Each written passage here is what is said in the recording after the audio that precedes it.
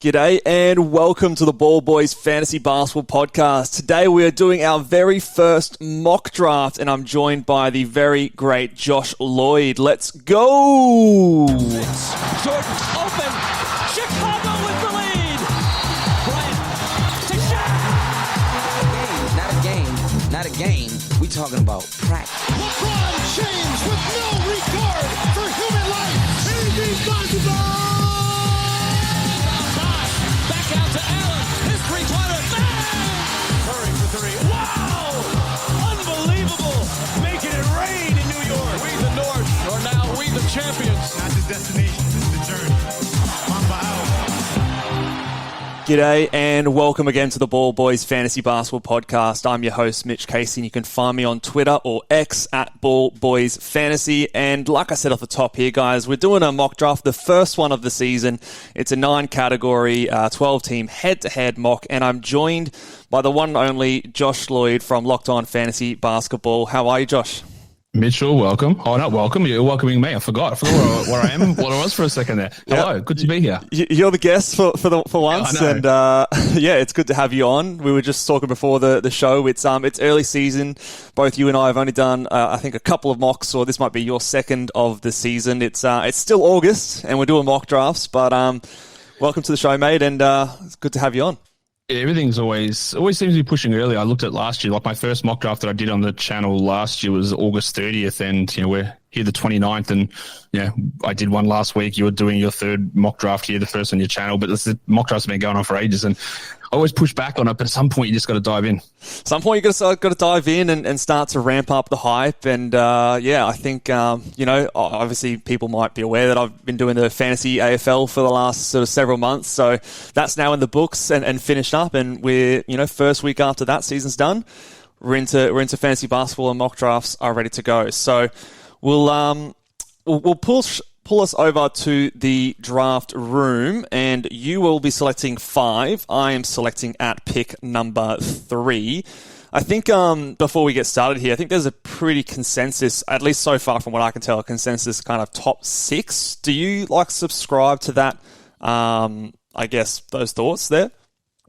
Well, that's interesting. I think it's probably more of a 7. Because okay. I'm going to assume, I haven't seen a ton of discussion on that because I purposely avoid a lot of it about it. But I'm guessing you're going to say Jokic, Embiid, Shea, Halliburton, Doncic, and Tatum as the top 6? Yep. Those would be the 6. So then I would suggest there's probably very little debate that Steph would be at 7, yeah?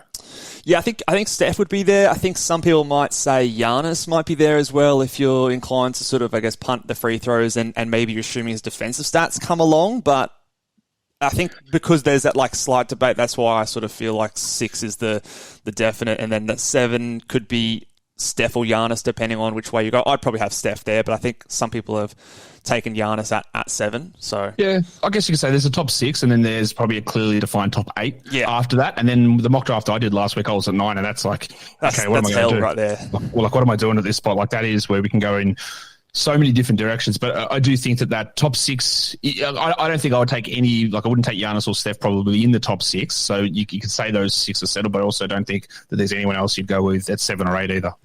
All right, so it's come around to me. I've got pick 3 here. I've got a real tight group of guards with Luka, Tyrese Halliburton, and Shea here at my next spot. I don't really think there's much between any of them, depending on what you want to do with your team. I'm going to go with Shea at this point here, and see how I go and experiment with him at my pick number 3. But Jokic and Embiid went off 1 and 2. I think they're pretty clear top 2.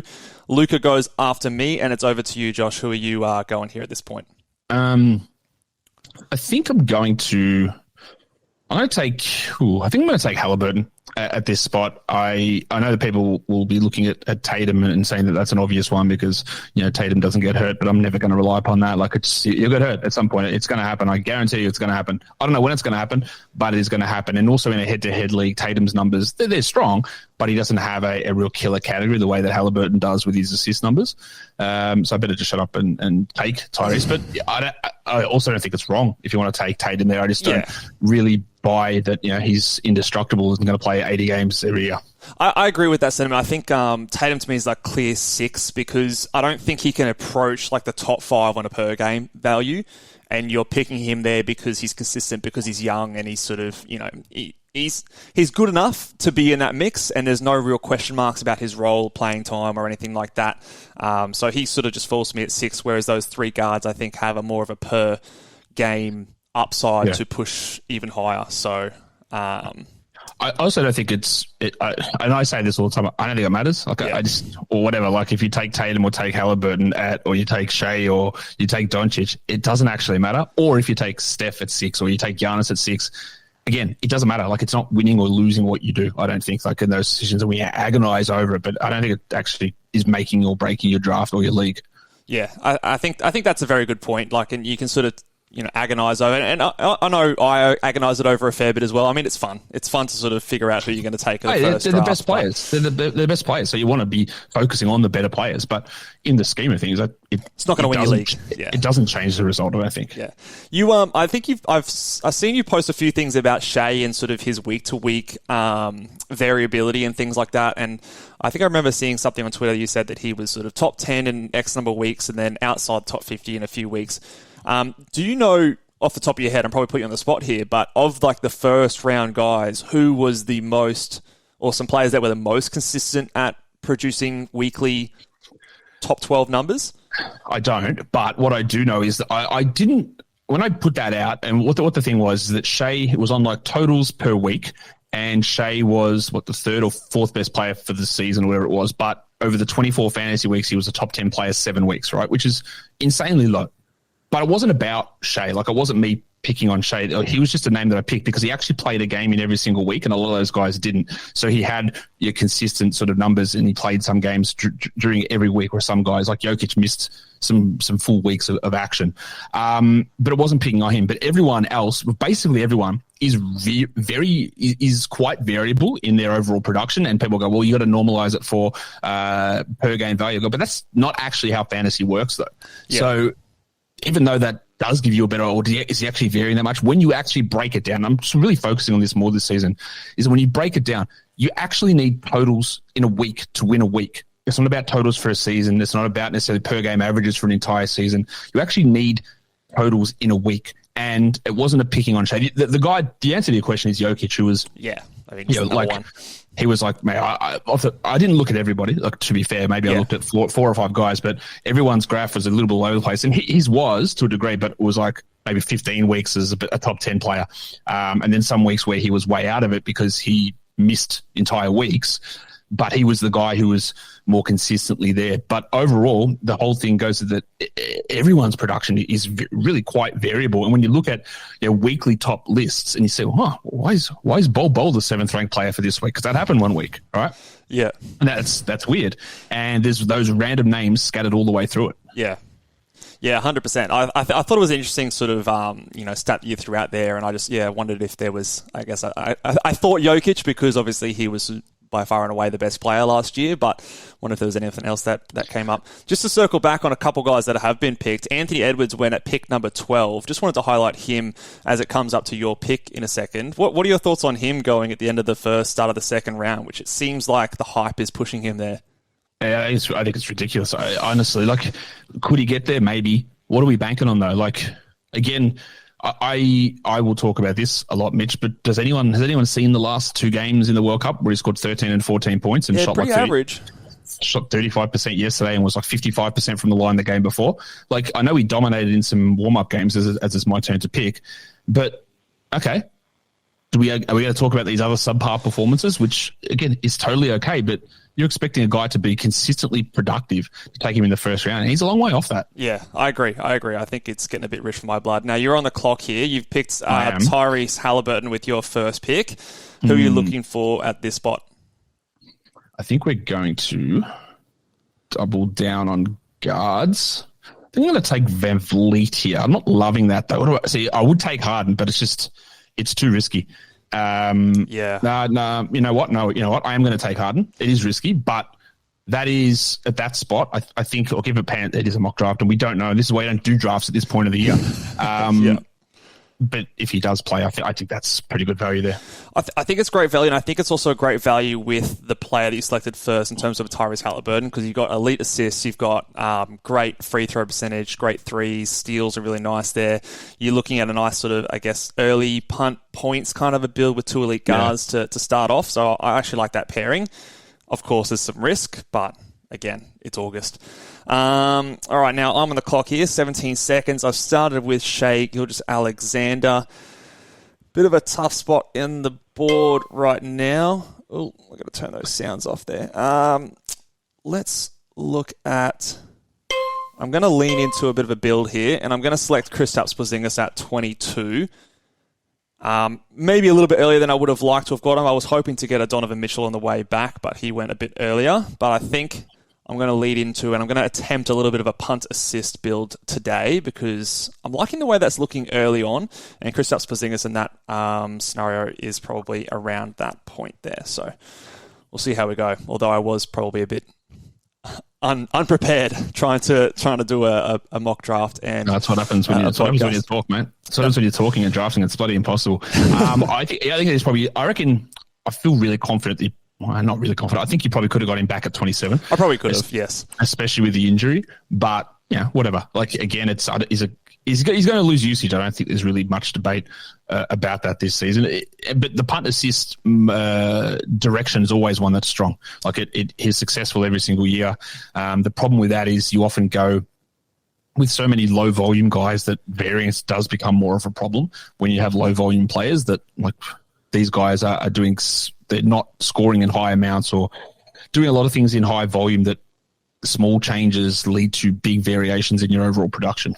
Yeah, I think that also would be, I guess, the for your build. I mean, I don't know if you are leading into a punt point situation. That is also something that I often consider when doing that kind of a thing, which is, again, why that James Harden pick is also sometimes really, really good because of that free throw, I guess, buffer that you give yourself in terms of if you do select some of those poorer free throw percentage bigs later on, which are good in that build, to give yourself a bit more room for that. All right, back over to me. Now, I'm looking at a couple of those other guys. Now, one guy that's staring me in the face here is a Kawhi Leonard, a Paul George, some of these guys that are a bit more injury prone that probably beat this on a per game basis. Has Jimmy Butler gone? Yeah, he just went at 24, yeah. Okay, so that's another guy I'm looking at around this spot. Fred VanVleet is still there. Now, my field goal percentage is looking pretty good. I think I'm just going to take Freddie at this spot as the best player available. I don't think I want to pair Kawhi PG with someone like a Porzingis there. So I think I'll go Fred VanVleet and boost up my threes, steals, free throw percentage. Yes, he gets me some decent assists, but again, I'm trying to look for my other stats as well. You surprised to see Mikal Bridges still there? To me, he's nearly always going in the second round. I am a little bit surprised that he's still there. This is more along where I value him. I don't necessarily see him as like a second, maybe late third kind of a guy for me. I'm a little bit worried about the defensive stats that fell off and the percentages and efficiency that happened towards the end of last year, whether that drops even further. So this is more in line, obviously he just went now, but this is more in line where I have him rather than where I've seen him go, which has been the second round. Yeah, I agree. This is about, I probably would have, look, if he was still there for my pick, which is now, I wouldn't have taken him. I would have let it slide. I'm not sure what I'm going to do here. Look, Kawhi is obviously the best option there. And honestly, if he hadn't torn his meniscus in the playoffs, I would have taken him because he was absolutely rolling, but that sort of just sets him back a little bit. Paul George is an option. I'm just going to put my money where my mouth is, and I'm going to take... Oh, do I do it? Oh, maybe. Yeah, I'm going to take Cade Cunningham. Yeah, I knew it. Spot. That's good. Because no, I like it. I really think that...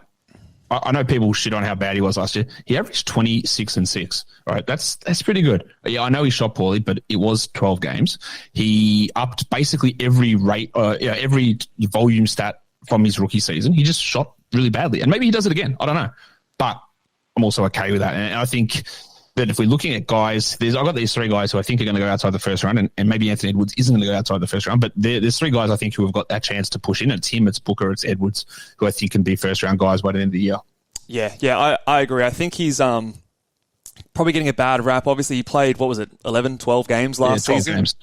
And, I guess it was a disappointing 12 games, especially where people took him last season. But at the end of the day, it's 12 games. Like, people have, like, slumps that last longer than that. So I don't think last year is a fair representation of what we can expect from Cade moving forward or anything like that. And, I'm almost surprised that the buzz isn't there, because he seems like that kind of a buzzy name, and there's already reports about him and that USA Select game or something like that, where he and Duran were tearing it up apparently. So people don't like him for some reason, but I don't know what it is. There's something that is weird with him that people just don't like him, and I don't know what it is. I don't know what the problem is. Must just be because he's, chill dude. He's not. He's quiet. Yeah, not up in your face, I guess. Less of an Anthony Edwards type. Can you? Okay, I don't know what's going on my screen, but on the pick update thing, it says that I picked Cade at 29, which I did, but then it tells me that no one went at pick 30. Who went at pick 30? Because I see Garland at 31. Paul George went at pick 30. What's going on here? It's not even on my screen. It just goes 29, 31. All right, cool. That's weird. Yahoo just playing tricks on us. Yeah, just trying to shaft me, just not telling me what's going on. Just trying to keep everything a mystery from you, putting you at disadvantage. Bloody hell. So after my pick, Fred VanVleet, it went Mikal Bridges, Cade Cunningham, Paul George, Darius Garland, Chet Holmgren just went at 32, and then Jalen Brunson at 33. I think also before my pick as well, Victor Wembanyama went at 25. Now, he's obviously one of the more interesting players to go off the board here. What are your thoughts on both Victor Wembanyama and Chet Holmgren? I think I saw you do a show on the rookies earlier today. So yeah, came out today. I think both of them have gone too high there. I think that they're probably more round 4 players. Chet's probably a little bit lower than that in a points format. Look, there is a legitimate chance that Victor's a top 20 player and that Chet's a top 25 to 30 guy this season, but I'm not taking them there. Like, it's just not good strategy, I don't think. I think there's more of a chance that they're there in the second half of the year. Obviously, we talk about rookies, and a lot of the times they get better closer towards the fantasy playoff. So I think if you're taking them there, as long as you have the expectation that you're going to have to put up with some pain early in the season, and hopefully you're rewarded come fantasy playoffs, I think that's the mindset I would implore people to take. But yeah, I think early in the season there will be some struggles, as there are with a lot of other rookies. Yeah, it always happens. Now, all right, so we're a fair few picks away from mine here, Mitchie. I'm at 44 coming up. I'm considering Zion. What do you think of that? Look, I don't mind it. Now, for your team... Yeah, that's what I don't know it's about. It's a little bit funky, but perhaps if you want to really save that field goal percentage, it could be worth... I've got this... I'm usually off the Zion bandwagon. I'm not usually a big fan of him from a fantasy basketball perspective, especially. But for some reason this year, I've just got this, call it a gut feel that he's going to come out and just be a monster. I don't know if it's the off-season stuff that maybe just put him in line and he's going to get his shit together. But I've got a gut feeling that he's going to come out and put up some big numbers this year.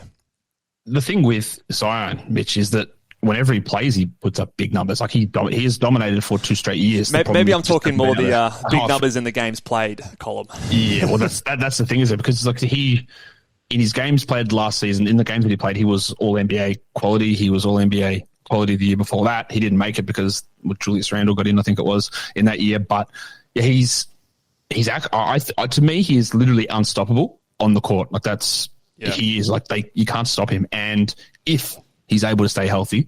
And yeah, there are obviously holes in his game fantasy-wise, right? He's not hitting threes. The free throws are a problem. The defensive stats aren't where you'd hope they would be. But getting 29 points a game on maybe 60% shootings, like, that's Shaq, right? Like, that's impossible to get. 7 rebounds, and you get, I think you probably get a few more assists out of him this year. I don't know. Him being ranked at 78 on Yahoo X rank is obviously taking the injury consideration into it. It's still pretty low, though. Like, I would find it hard to see him slide out of the top 50.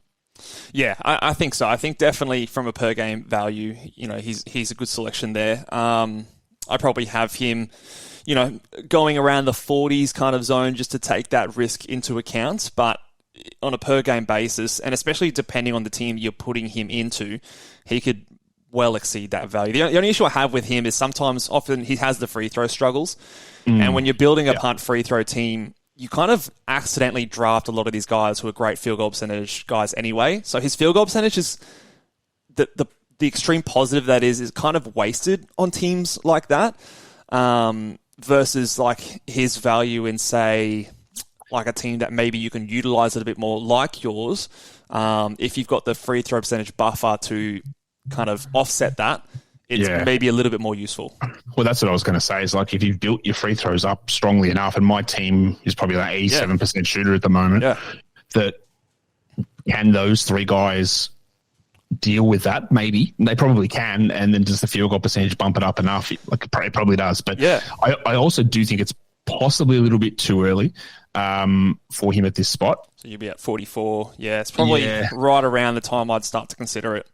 Next one's 53, and even though I've told you what I'm thinking, like you might take him, whatever, but like I don't think many others are going to be thinking Zion at this area, and I am actually really shocked that Walker Kessler's still there, to be honest. Yeah, well, he's in my queue because I've been against the Walker Kessler pick. Same. No value in him in round 2 or round 3. Yeah, round 4 though. Jordan Poole at 43. I'm big on Jordan Poole this year. The only concern I have is the Washington Wizards shutdown factor, which doesn't seem to be getting the chat that, for example, you bastard, Evan Mobley at 44.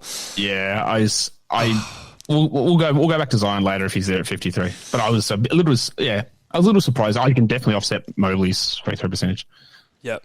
You bastard. I was definitely eyeing off Evan Mobley. I would take Mobley over Walker Kessler every day of the week, though, to sort of bring it back to that Kessler argument, just because of the other things that other things that Mobley does compared to Kessler. Yes, Kessler's probably going to get more blocks and probably get more rebounds and field goal percentage, but the fact that Mobley can get you nearly 20 points and give you a few assists and do it on decent enough free throw percentage, get a steal per game.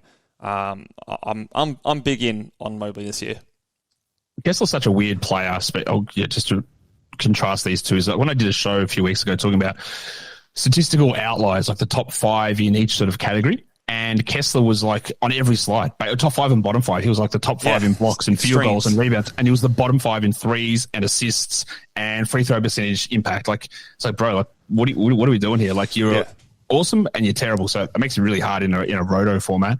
But it's just all over the place. He's massive extremes. In saying that, I just drafted him at 46 because which is fine. Like, I think it's okay.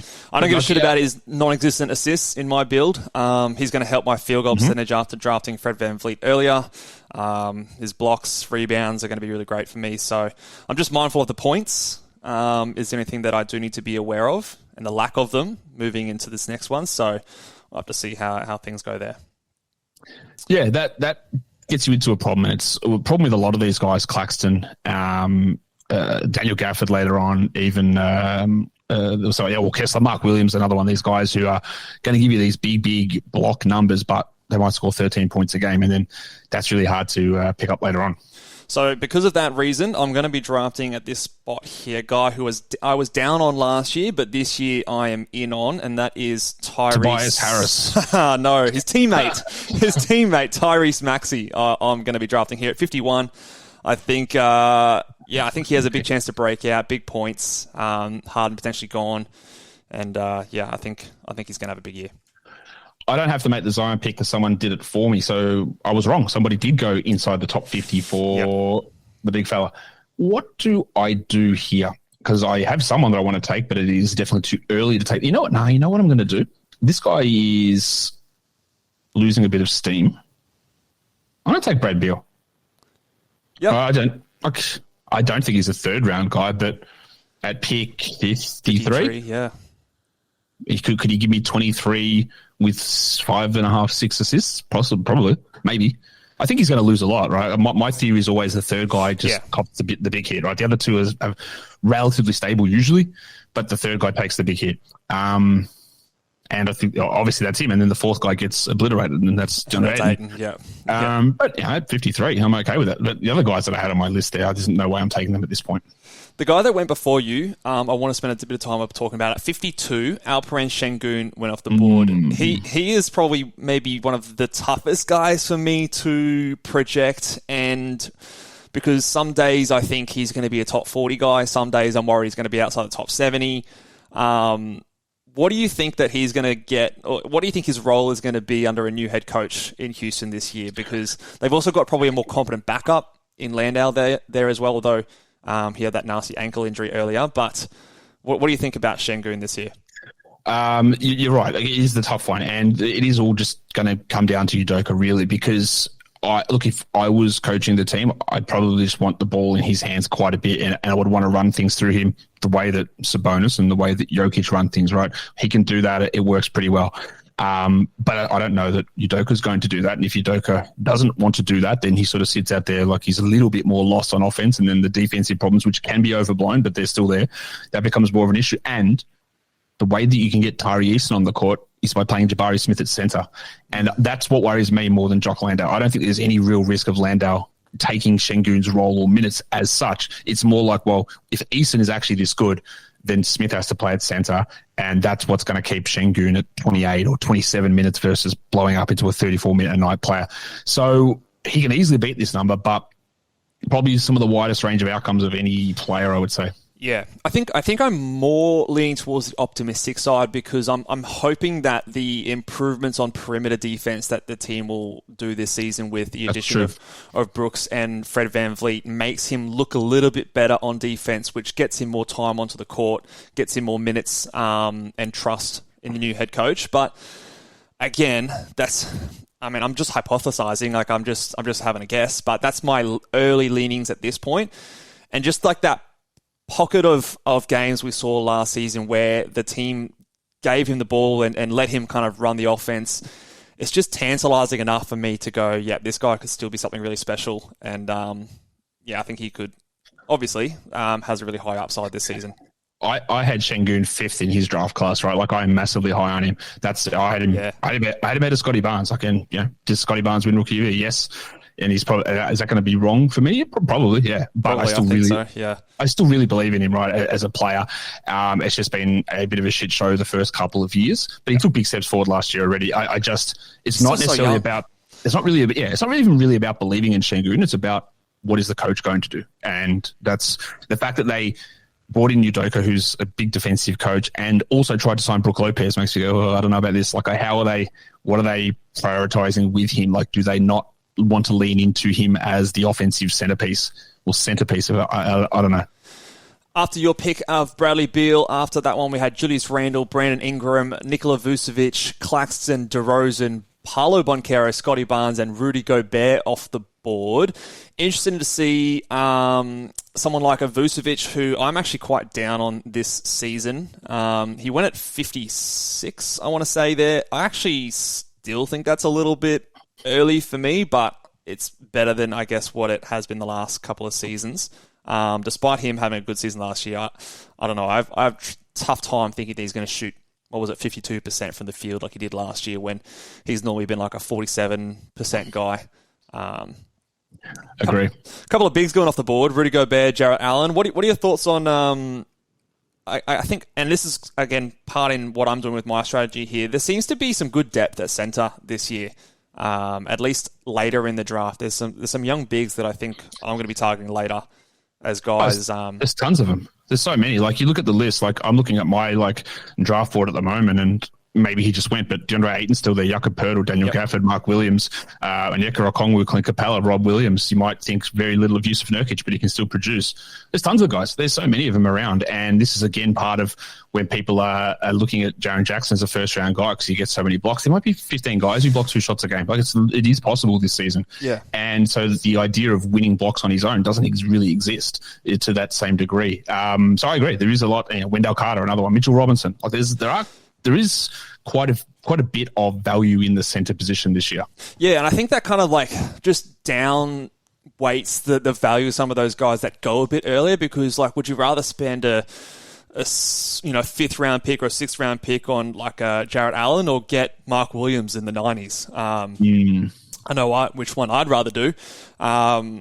And again, someone like a Jarrett Allen, I have concerns about because of obviously, Evan Mobley's there, and why I'm so high on Evan Mobley this year is I think that they're going to want to play him more at center, and Allen obviously didn't perform in the playoffs, so I fear that might be something that they do a little bit more this season. But yeah, I think those centers available later reduce the value of some of the early guys, despite me taking Walker Kessler earlier on. What do you make of Jalen Williams going to 65? I didn't think he'd ever fall as low as that, honestly. Jalen Williams, yeah, look... Not that I disagree with it. Going into the season, I thought he was going to be hyped out of everyone's mind, but it hasn't seemed to be happening. I think he kind of has been going here in the few mocks that I've been doing, and I probably have him around this kind of a spot just based on the fact that, again, the steal numbers second half of last year were big sources of his value, and how much can you really project that to stick? Field goal percentage was amazing, but again, maybe you pull that back a little bit. Again, yeah, I think this is about right for him. He sort of feels like the old Mikal Bridges now.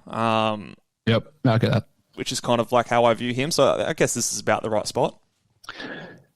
I thought the people would be definitely taking him in the fourth round. I think it's totally fine here. But it also, I think, plays into the idea is that, like, we talk about, well, he was 30th or whatever he was post All-Star break, and that's probably because there was 10 guys who would be in the top 30 that weren't playing at that time also. Not to downgrade everything that he's doing, but also just goes to show you the depth of things in the league. Also, that a guy going at 66, like, it's no difference between a 35th guy or the 80th guy. It's such a small change. Like, I've told this story on my podcast, but I'll actually, you know what?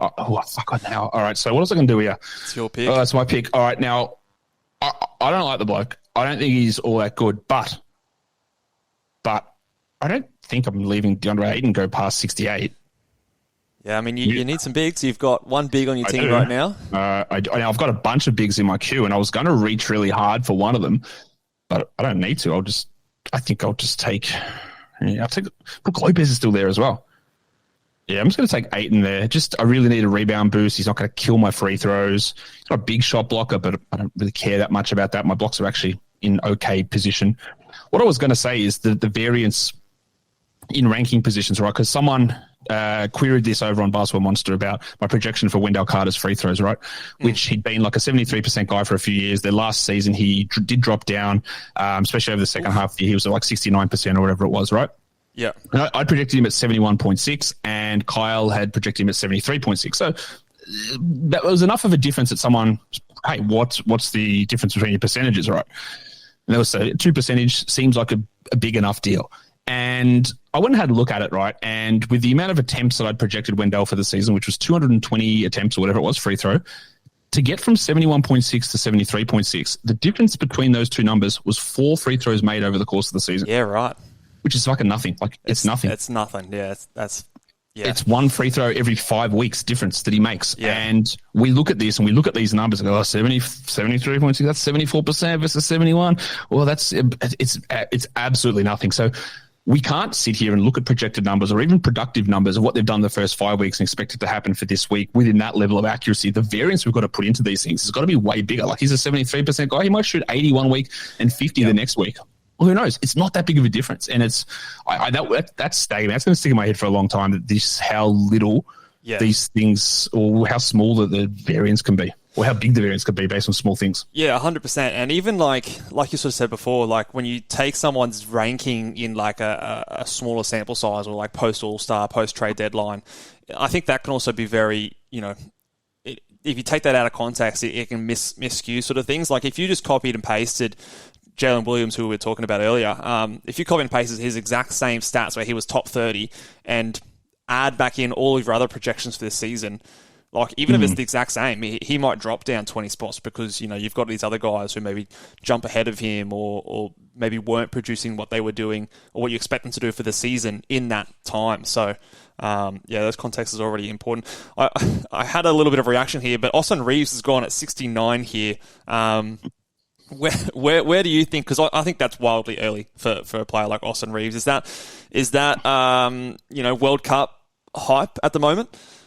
No, I love it. I actually think it's fine. I don't have a problem with it at all. I think I think he's really good. I think he's going to play 34 minutes plus, probably. The worry I have a little bit there is usage, but he had elite percentages, and I do think there's a level of reality to it. I think he's a good ball handler, and while we can't project injuries, we do know that Davis and LeBron will miss some time. Yeah. Russell's not always healthy, so it's just he's always going to be sitting as the third to fourth guy, maybe second guy in terms of usage.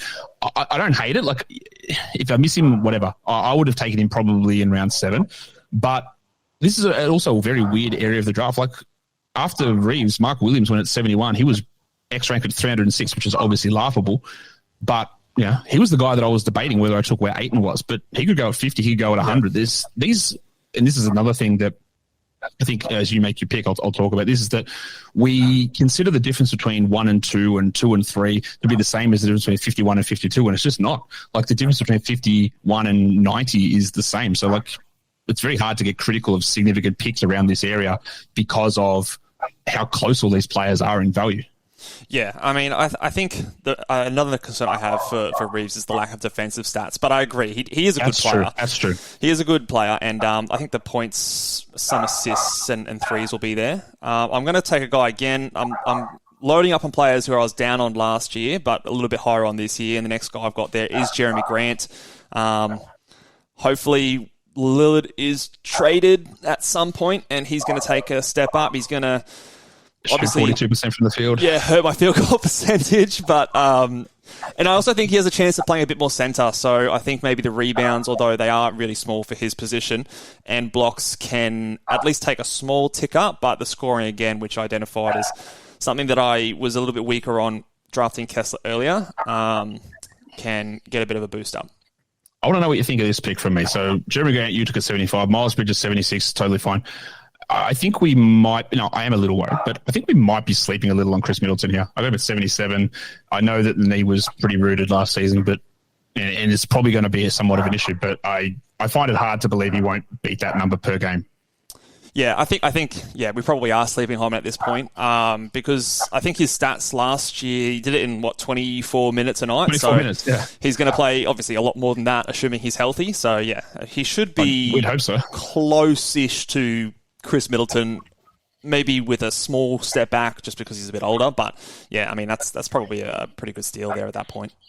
Yeah, like, again, maybe that knee is a real problem, and I think it might be, but also...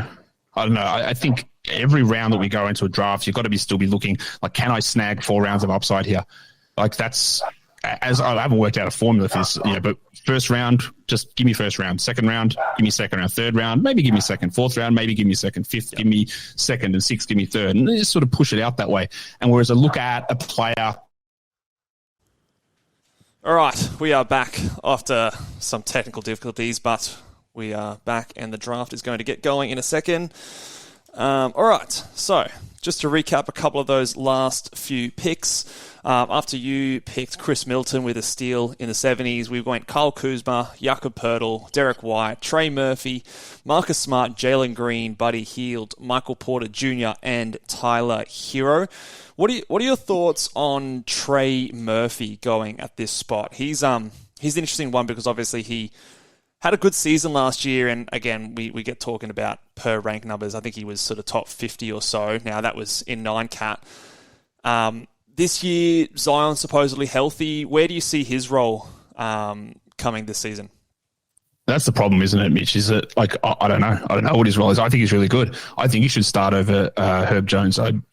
I honestly think they should bench CJ McCollum even if they're going to decide on things and let Zion and Ingram be point guards. Like, what does CJ provide that's not provided by some of these other players? But he is a little bit capped in that respect. Like, he had a huge leap forward last season. I really liked him in the draft. I thought he was underutilized as a rookie. I love what he did last season, especially down the stretch. I'll play him like 37 minutes a night down the stretch as well, like huge minutes. But I do worry that they're going to start Herb, and Herb will play 30 minutes, and then Trey will get 28 off the bench or whatever and be a dud. Like, he needs that big volume. And I think he when I say a dud, like, I just don't know that he returns this number because I just don't know how much they play him. Yeah. There is a ton of downside risk there. Again, it's much like talking about Şengün. I know what I would do if I was Willie Green. I know exactly how I would play him. Like, he is vitally important to playing next to Zion. I'd either play Zion at point guard or play him at center and get shooters around him. Like, I don't need Valanciunas out there. I don't know what CJ McCollum is actually providing me. Like, Trey Murphy needs to be out there. Is that good? But does Willie Green believe in that? I don't know. He's been really slow to make that decision in a few years. So it is a worry one. Oh, it's my pick as I just go on about Trey Murphy. Yeah, so give me your thoughts as I work out what I'm going to do here with 15 seconds left. I don't know. Maybe it's a bit of optimism, but I just think that they kind of worked out last year that he is incredibly important to this team. And I struggle to sort of see the scenario where he, I don't know, plays less than 28 minutes a night. Like, maybe he doesn't start, but I think that they've kind of worked out that he's a really good player and he should get good minutes. So I feel like he should at least get that now, whether... Oh, you bastard again. You took Daniel Gafford. Fuck. That's a shame. And I was looking for Duran earlier on as well. Okay, so talked a lot about these big guys being available early. Duran go? Oh, he was in my queue too. Yeah, Duran was one I was hoping. He went at pick 87. So a lot of the big guys that I was hoping to target late, as we said before, are not there. So I'm going to... Onyeka Okongwu is the next guy I'm having a look at. And I think... It's interesting debate, Mitchie. Like, does he go first or Capella go first? Because the two mocks I've done, he's gone before Capella, even though that he's ostensibly still the backup. Yeah, I'm going to take him here. I think at this point of the draft, I'm taking a guy that I think has got higher upside and ceiling. If, for example, these two players were hypothetically going in the 50s or 60s, I would take Capella as the more safer guaranteed production. Mm-hmm. But at this point, I think I'm looking for a bit more, like you said before, the later we get, the more upside I think I'm looking for. And at this point, it's starting to tip to that. Let's take a... Look, he can still produce well in a backup role. And in this amount of minutes, he can still do maybe not quite this kind of value, but close to. And if he does ever get that, Capella's traded or something like that, he can really blow up. So... The thing that's always interesting, I love this thing about Okongwu, is that once Quinn Snyder took over, his fantasy rank went through the roof, right? It was amazing. But he played fewer minutes. Like, Snyder played him less than what he was playing before. He was playing like 20 minutes a night. Now, the thing is, his block rate like doubled and he started hitting 92% of his free throws. Is that real? I don't know. Probably not. He's not that level of free throw shooter. But it wasn't like, you look at it and it ties in perfectly. Man, his fantasy rank went from 90th to 40th when Snyder took over. Let's go. Snyder believes in him. But it was literally the opposite. He's just played better, but played way less. And that was weird, I thought. Yeah, it's a really tough one to kind of get your head around and figure out what to expect from him this year, both from a production point of view and a minutes point of view. But I still think he'll get minutes in the low 20s as a backup. But I do think it would require a Capella trade, which, I wouldn't rule out because I think it's sense. More likely this year. Yeah, look, every other year I've always pushed back on it, right? As much as, again, it's like, would I have traded Capella 3 years ago? Yeah, like immediately. Like, I would have done that. I really believe in Okongwu, but they haven't. But this is the year it feels like that maybe it is a 24-minute split, 24-24, or Capella is traded. And that's, again, I try and take the pulse of the guys covering the team of what they believe. And every year they've been like, no, like Capella's here and he's really important and we need him. And this year they're like, yeah, maybe it's this year. And I go, okay, well, that actually means something to see that change in approach, I guess, to how they view Capella for the upcoming season. Now, I've got an interesting debate here. Should I take Capella here and go the stack? I'm going to do it. Yeah, not bad. I'm going to do it. At 99, I was deciding between he and the other guy I had on my queue. There was John Collins, who's falling a little bit here. Now, he's been pretty boring, I guess, the last couple of years. But I don't know, does Utah do the whole Larry Markkinen thing and try and revitalize and get his value back up? I'm less excited about him than I was Larry Markkinen last year. But again, he's younger than you'd think. He's actually still... He's 25, isn't he? Yeah, he's right in the middle of his prime. So, yeah. I went Capella there just because, again, I'm trying to look for that field goal percentage block upside late after passing on a few guys earlier and having a few players like Jeremy Grant and Fred VanVleet, whose field goal percentage I've got to look after. But John Collins was the guy I was thinking about there. You've gone Anthony Simons at 101, which, again, talking about this Blazers team is... It's almost impossible at this point of view, but what are we hoping for Simons before any Lillard trade? Well, I think before Lillard trade, this is about probably the right area for him. He has always in the past been significantly better when Lillard is gone. The problem here is that if Lillard is gone, he doesn't move into that point guard role. Because if he's a point guard on this team, he is probably a top 40 player. We've seen that in the past, right? But he won't be a point guard on this team. He'll play next to Scoot. I also don't know where his future lies on this team. But again, at this point, why not? Like, I think it's worth the 3-point shooting value. He is still significantly better than Shaedon Sharpe. He is better than Scoot Henderson. He won't be in the future, I don't think. Well, he might be better than Shaedon Sharpe in the future. I don't know. But I think there's a lot of value in getting him here at this year, especially when I look at some of the other names who are still on the board. I'd love to hear your thoughts on DeAnthony Melton at 98. I don't believe in that at all at that sort of a position. As in, you think that's too high? Yeah, I wouldn't take him at 90. I love DeAnthony Melton again, but it's too high. What do we do? Again, you talk about overvaluing guys who are single category contributors, or he's more of a he is a single category contributor, but it's in steals. And we don't. I mean, he gives you threes, he gives you good free throw percentage. The blocks are actually not too bad from a guard. Yeah, but from a guard, like 0.7 blocks is cool. Like that's all right, but it's not particularly strong. I don't know. Maybe I'm a bit biased. I really like Melton, and I think. So do I. I think. Look, you also think that if Harden gets traded, they'll just be like, all right, Maxey and Melton are our backcourt. Do you think that's the way Daryl Morey's looking at it? I have almost no chance. It depends, I guess, who they get back. Which is, again, really, really tough to predict. But I think you look at that 76ers like rotation, and I don't know if there's many guys you can really trust with a couple of losses. I think, who was it? George Niang, they lost. I feel like there was one more person. Shake Milton. Shake Milton, yeah, who had regular rotation minutes, and they didn't really replace it with anyone. You're just sort of expecting. Spencer didn't. Not Spencer. They got Patrick Beverley. And that's the problem. How do Beverley and Melton work together? Like, they're very similar. Like, Beverly's not going to play 30 minutes, but doesn't have to play 30 minutes. He will play. I would expect that Beverly plays more than Shake Milton did. I mean, are we really relying on PJ Tucker and 35-year-old Patrick Beverley? No. I don't know. No. Look, I really like Melton. I would have given him a starting job 3 years ago in the NBA. Look, it's not necessarily about that. It's about me looking at the Sixers and people just go, well, Harden will get traded, so Melton will start. Well, really? I'm pretty sure if Morey is going to trade Harden, it's going to be to get someone back to replace Harden, not to get like 3 prospects who aren't in the rotation. I really like Melton, but I just don't. The thing is, Nick Nurse might fall in love with him and play him 40 minutes a night, but I just don't see it. And again, I really like Melton. I think he's very good, and he could be easily a top 50 player. It's not just about what I like. It's not about extrapolating stats all the time. And I got no problem taking him 20 spots later. And again, I actually don't have a problem taking him here. I just think there were better options on the board. Yeah, I mean, I guess it depends on like your team and what you're looking for. Like, it is kind of weird that sometimes steals actually do weirdly dry up a little bit later.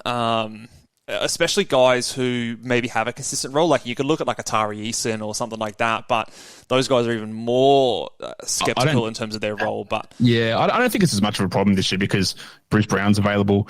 Josh Hart's a good steals guy. You got the 2 Thompsons who are going to be pretty big steals guy. Herb Jones is still there. Atari Eason, as you said. Patrick Williams is a good steals guy.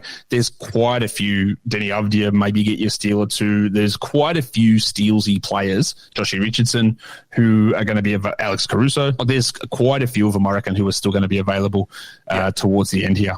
Yeah, there definitely are. I think a few of them have some question marks, but no, yeah, of course, it does feel like there are a few more later on. It's coming up to your pick here. Who are you eyeing off? Who's in your queue and you're hoping to get at this point? My queue's actually empty, so let's go and have a look. Oh, what do I want to do here? Well, my steals are relatively weak, so what do I... Yeah, but I always find... As much as my team may have been punting points, they're not anymore. I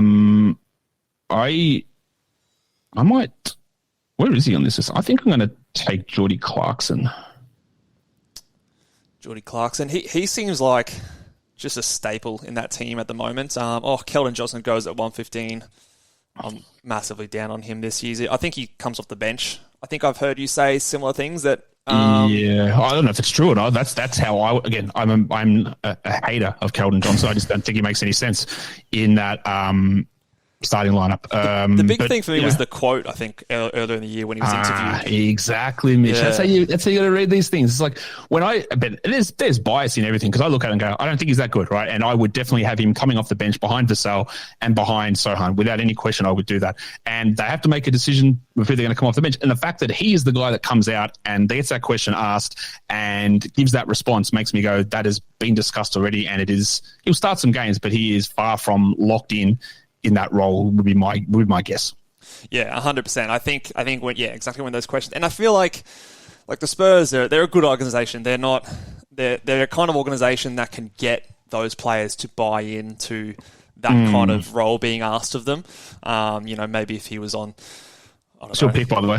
Yeah, I'm going to pick again. I'm loading up all these big guys late in the draft because I think there are some good value here. I don't love him this year, but he's got no one really to back him up. So I'm going to go Yusuf Nurkic. Literally nobody. Sort of round out my big men there. So I've gone back to back picks of Okongwu, Capella, and Nurkic. Again, I think there's some decent value there. Go the double stack and get Nurkic's back up and draft Ibu Baji the next round. Yeah, that'll really be a good handcuff there to have me to soar up the rankings. But he's at 118. Look, he'll beat this. He'll beat this at Portland. Is there risk that he's traded? He'll piss that in. 118 he'll beat it by 50 spots, I reckon. Yeah.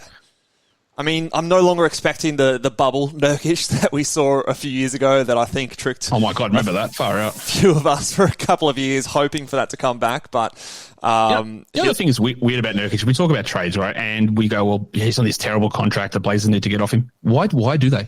They're not competing for anything. They've got salary cap room. Why would they need to give up assets to get off that contract? There's literally no need for it. Yeah, I mean, if he's considered a negative contract and you have to give something up to get rid of him. No, he's not blocking the path of any young centre coming through. There is absolutely zero need for them to give him away and have to either take a discount on what they're getting back in other parts of a deal in order to offload it. What does it matter? You got to pay the money anyway. The team's loaded with younger guys. That Jeremy Grant and Simons are their two big high play players, and they're not paid $40 million plus. I don't think there's any need for them to get off him at this point. I agree. The only scenario I can see is if they do trade Damian Lillard and then for whatever reason the pieces that they got back was like a young up-and-coming centre and they wanted to clear minutes for that player. But again, it's impossible to sort of predict that that's the player. Like, I don't know, is a Nicholas Claxton or something coming back? But again, you can't really... Yeah, exactly. Who would that be? Like maybe, Claxton. Maybe it is. Claxton's the guy that comes to my mind, but... I don't know. It is hard to sort of project. What are you doing now?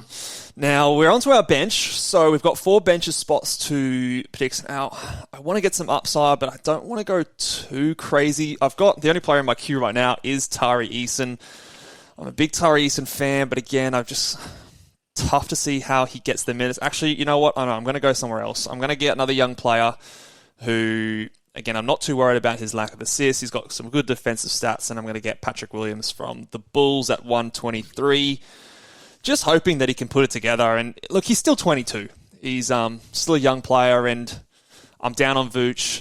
Maybe DeRozan takes another step back, and he can get just a little bit more usage.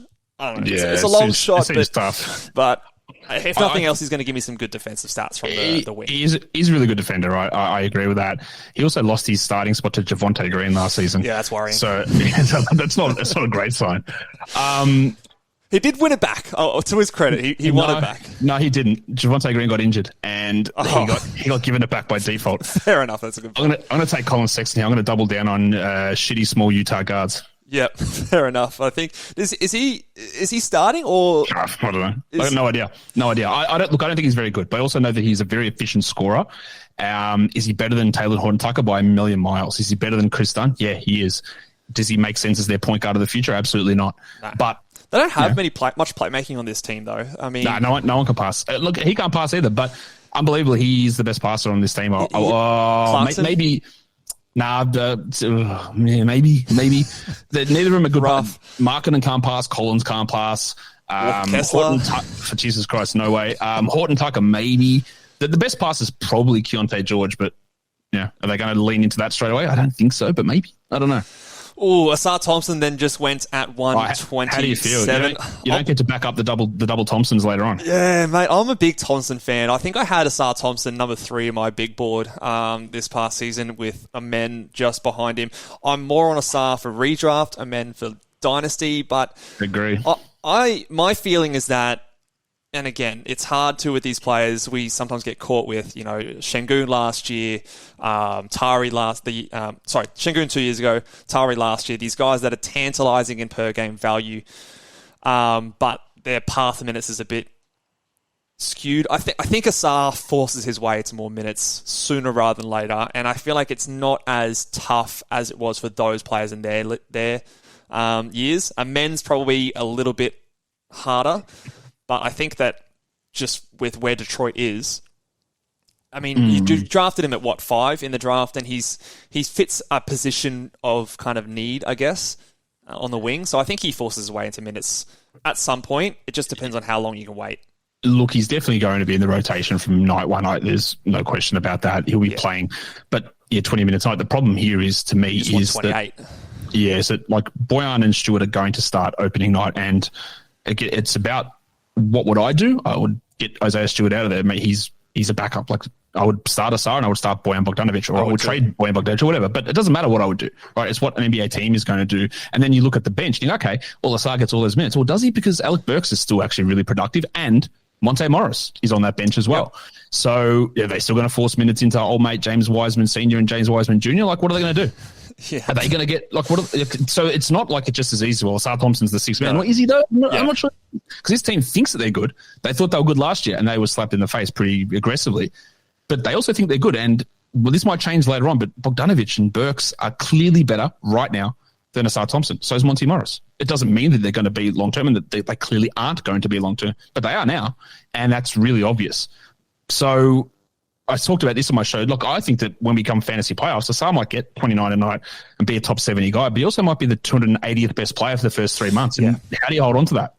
So I don't mind it, but also I'd be like real quick trigger, like a few weeks in, if the rotation's not there, like probably see you later. Or if I'm starting to get underwater from holding onto a 0, then see you later as well. I think these late round flyers are always interesting to me, and how long do you hold on to those players that are, it can be there.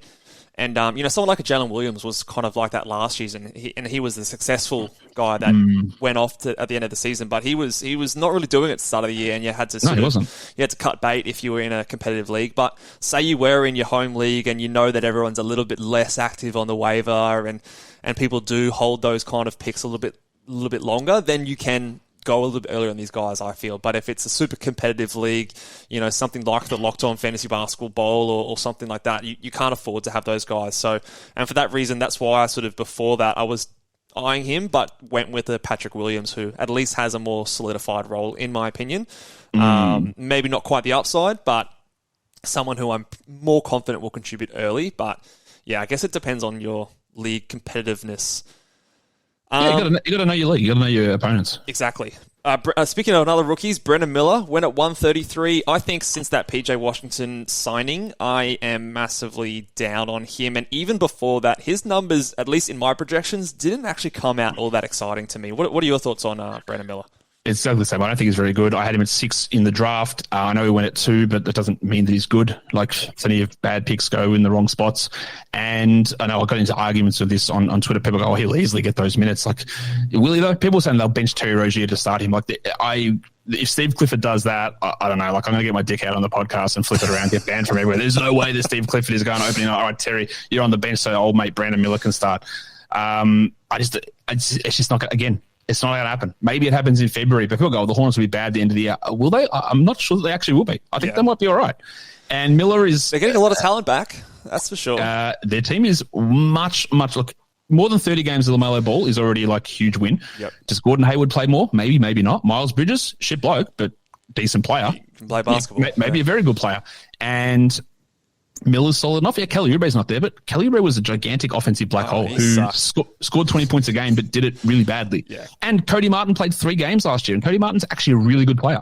Yeah. So they're not as bad as what maybe you think they are. And Steve Clifford doesn't care about rookies. Like Mark Williams is playing in the G League. Yeah. For the first 3 months. He just wants to win every game that day and doesn't matter about player development. He'll figure that out. Even when everyone was out and they were like, man, this team's dreadful and we've got to develop guys. He goes, nah, you're in the G League, my guy. We're giving Big Dick Nick all these minutes. Yeah. Hopefully. I mean, surely that doesn't happen again this year with Mark Williams, right? No, I don't think so. Yeah. I think he is fairly locked in here. Now, it is my pick. And if you take my guy here, I will be very angry. And I fear you will. Well, just tell me who your guy is then, and then we'll avoid it. No. Oh, there's 2 picks. There's 2 picks. All right. I actually don't know what I'm going to do here. What is my team doing? I've got 2 guys in the queue, but I'm not particularly interested. But it is round 12, so it is flyer zone. I feel like I'm going to do this in nearly every draft. But let's take Obi Toppin. Okay, good. Okay, I thought it was the other guy that you were going to take, but Obi Toppin was in my queue as well. Oh, hang on. So who's the next guy then? Because you've got these 2 picks in front of me. Okay. Is it my guy? I've got one guy left on my queue that I was really debating. Jalen Johnson is my guy. That's right. No, he wasn't my guy, but I am really interested in what he's going to do this year. I just worry that his lack of shooting, Snyder won't love it. That's my problem there. Look, yeah, it's definitely a flyer at this point. I've got that many Jalen Johnson dynasty stocks at the moment that I think it could really blow up. I'm hoping, and it's probably more of an optimistic take, but I think if he gets the minutes, and even if it's mid-20s, I think he can definitely do enough. But again, it's kind of one of those guys that how long can you wait for before he could easily be dropped in week 2 or 3 in this league. But I just want to have that punt, and maybe Sadiq Bey just stinks it up, and they can't take his lack of anything, or lack of everything, I should say. Yeah, he's shit, Sadiq Bey. It's not good, he is an okay shooter. He can shoot sometimes. Look, you know what? He's theoretically can shoot. Like, he's not always a good shooter. He's sometimes a good shooter, and it's once you get a reputation, Mitch, it's hard to shake it. Like, he's thought of as a shooter, but has he actually ever been a good shooter? Not really. Like, he gives the idea of being a good shooter. Okay, so it's coming back to my pick here. Jarris Walker at 145. That's an interesting one. Oh, you bastard. That was the one. Damn it. Oh, that was my other one. Shit. Yeah, he's a massive... If this bullshit is true that Nick Nurse wants to use him like Pascal Siakam, he's a top 60 player. Yeah. And I think it might be bullshit. I think it might be bullshit too, but on the off chance that it's not... Again, you're always looking, Mitch, like, who's in front of him? PJ Tucker. Like, all right, cool. Like, does that stop anything? Nothing. Stops nothing at all. So Paulie Reed's really interesting to me. I mean, PJ Tucker's... There's been a lot of question marks about what he contributed in the playoffs in terms of, like, if he's not going to shoot, like, why are you even out there? I'm going to rush this pick here. I'm going to take Josh Richardson, who's a little bit further down at 147. Could he start and play 28 to 30 minutes? The understanding seems to be that he is going to start in Miami. That's what their expectation is. They lost Vincent, they lost Strus. And so even if Lillard comes back, and then they'll lose more pieces. So the expectation, I believe, is that he is going to start. He put up a couple of top 70 seasons in Miami. I mean, it's a few years ago, but... He's clearly not that guy anymore, but he's solid enough. Like, he's a good player. He's still 29, I want to say. Yeah, that's about right. I've got a guy here that we just talked about. Like, you've made your pick, but why is PJ Washington still on the board? I'm going to take him right now. Why is he still there? Oh, we've got one more round to go. Sorry. We were going 14.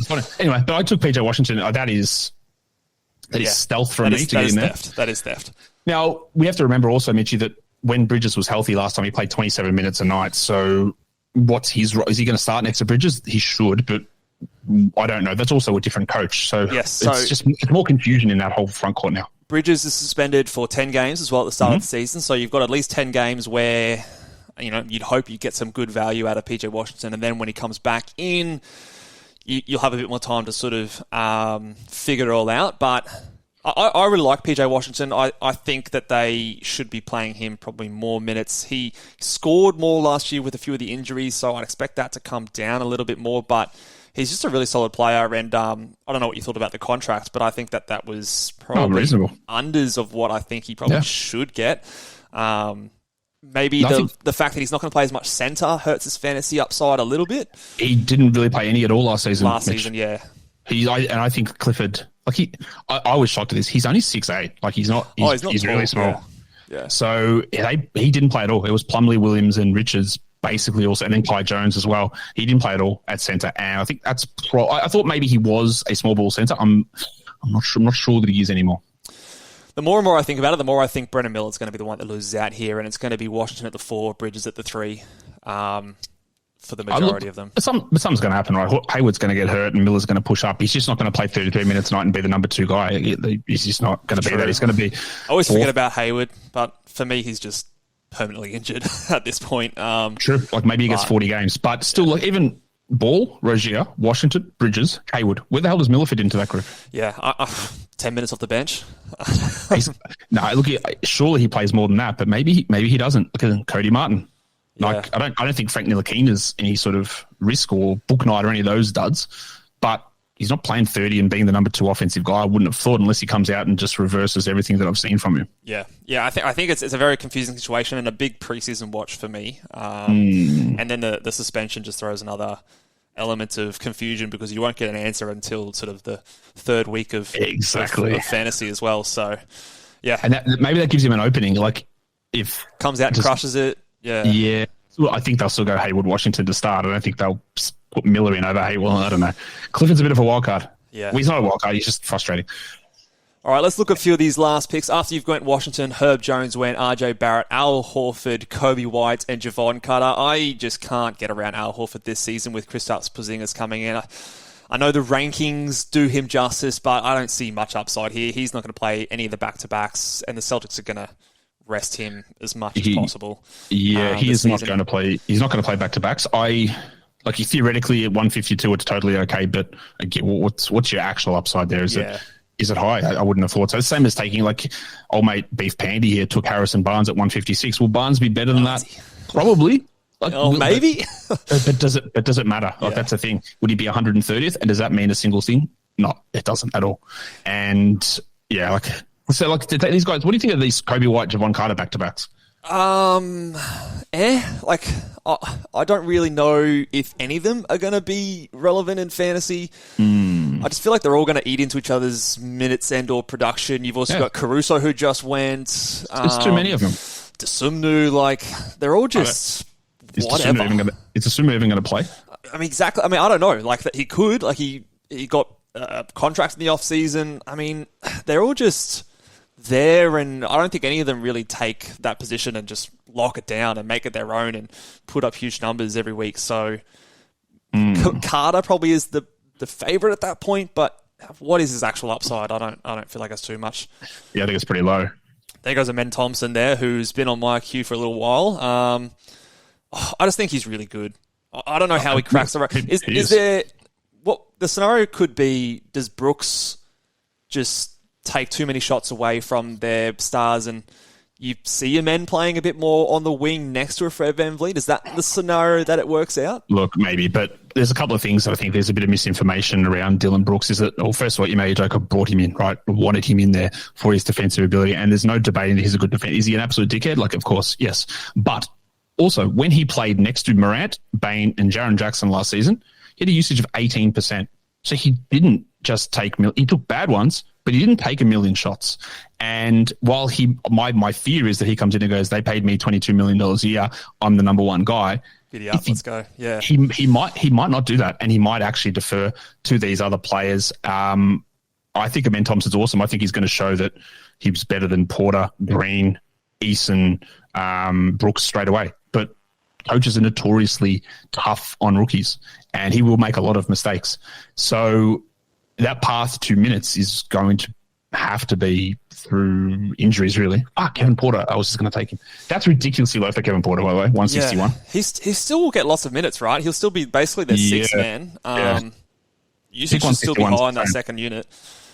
What am I going to do here? So I had two guys on my queue, and they both just went. I'm just going to look for a nice little upsidey pick player. Like a lot of them are gone. Yeah, they are. I'm just going to take this guy here because do I want to? He's not really an upside. I was going to take Malik Monk, but it's not. KCP's low upside.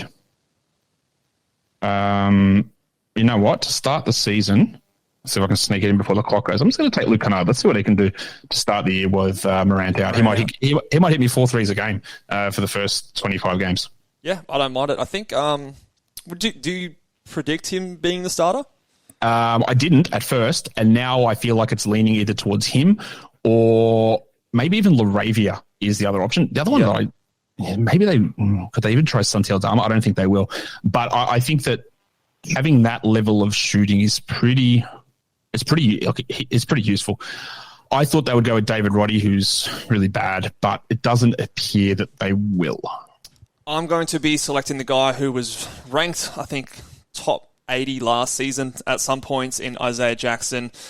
I know we've all sort of given up on the fact that he's going to break out, but if there's injuries or something like that, and even in limited minutes, he could come out and give me 2 blocks per game. It's probably someone I'll drop later, but like I said, there's not too many upside guys left on the board, so just taking a bit of a flyer there at 166. Now, while this draft finishes off here, let's maybe go through your team there and, the strengths and weaknesses in terms of how you think it all worked out. Where did you like how your team turned out? Was there any favourite picks or picks that you hated of yours that went through this draft? In the end, I think, I end up getting some of these guys like Sexton and Toppin. I don't like them as players. I don't think they're particularly strong, but I think at the spots they're going at, it's relatively okay. Same as like getting Ayton and Beal. I just think I was just trying to grab some value type positions rather than leaning into I've got to get my guy type of situation, because I think that leads you into a lot of problems with just eliminating value on picks. So I don't love a lot of these players, like even taking Kennard at the end there, but if he gets the starting job for 20 games, fine, let's do it. Yeah, and if I look at the rest of the list there, like I really like Cole Anthony as a player, but there's just no path to minutes for him at all. Caleb Martin, he had a good Eastern Conference Finals. He was shit the rest of the season and the playoffs. Like he wasn't very good at all. He started literally all year. You have these other guys at the top of this queue here, like Mo Bamba, Chris Boucher, like absolutely no thank you at all. Is DeAndre Hunter going to break out? I doubt it. So I just was trying to take some interesting players to get a little bit of value back and just get some guys who I think have got, with most of my picks, I look at them and go, I see the ability for you to get, outside of the top 2 guys, but even Harden, I think most guys have got 20 to 30 spots of value upside based on where I pick them. That's my hope anyway. I really like the start of your draft in terms of going and pairing that Halliburton Harden. Now, we sort of posited that it was going to be a punt points team, but then Cade, Bradley Beal, Chris Middleton, where you got him, you got some really good value in Simons and Clarkson there. So probably saved a bit of the points there later. And I think in terms of the guys you've drafted here, maybe a little bit more towards punt field goal percentage kind of a build, I guess there.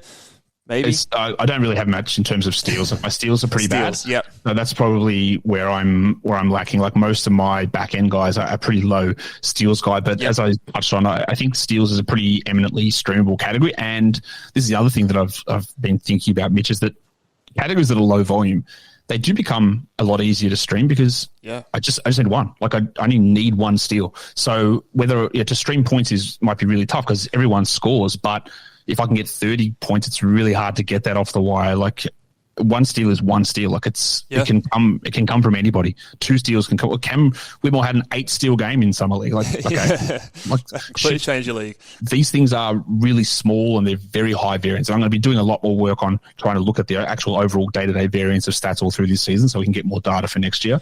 But I just think that those lower volumes and 3s as well in particular are a lot easier to stream in. Yeah, 100%. The way my team sort of shaked out, I went with Shai Gilgeous-Alexander as my first pick. So I wanted to experiment with a bit of a punt assist build. Now, in the first few rounds, I've tried to pick up a few point guards that I think gave me some good value because obviously punting assists, I still need some point guard eligible players. So Fred VanVleet and Tyrese Maxey are 2 guys that I can throw in there that are still going to give me some good 3s, decent points. Fred VanVleet will give me those steals. Porzingis and Kessler with those blocks. And then I've just tried to round it out later with a couple of 3s guys in Grant and Johnson to save some points. Run of bigs there with Okongwu, Clint Capella, and Nurkic 3 rounds in a row, trying to get those late rebounds and blocks and field goal percentage. And then these last few picks just sort of fly upside guys in Williams, Johnson, Richardson, and Isaiah Jackson. In terms of my favourite pick, I quite actually like Cameron Johnson this year. I think we saw some really good numbers from him once he moved to Brooklyn. And in my kind of a build, I think it's going to be very valuable. He could probably hit 3 threes and maybe get close to 20 points this year. He didn't even shoot well in Brooklyn. No. Like his 3-point numbers were down. Yep. So I worry about what else that he can do. But 20 points, 7 rebounds, a steal. Yeah. Like, could he? Well, let's put it this way, Mitch. Could he do what Trey Murphy did last season? Yeah, absolutely, 100% he could, and I think I project him to have a safer role moving forward as well. So I think that's definitely something that I'm pretty keen on this year. So overall, I think I'm pretty happy. Maybe the Fred VanVleet pick, I maybe rushed it a little bit, and I probably could have got Porzingis in that other round. But outside of that, pretty happy with how it turned out. We'll finish up there, Josh, but let everyone know they're probably already aware of what you're doing and who you are, but in case there are some people new to the channel or new to fantasy basketball, let us know what you got going on and where everyone can find you, mate. So you can just search Locked On Fantasy Basketball or search my name, Josh Lloyd. You'll find that on YouTube, and I'm on Twitter at redrock_bball, and we're just doing fantasy basketball stuff every day, 1 to 2 shows a day. Usually there's lots of good stuff going on. I hope it's good stuff going on the channel, and check it out. Thanks, mate. Thank you for jumping on and joining for this mock draft. First mock for the show. And let us know, guys, down below in the comment section.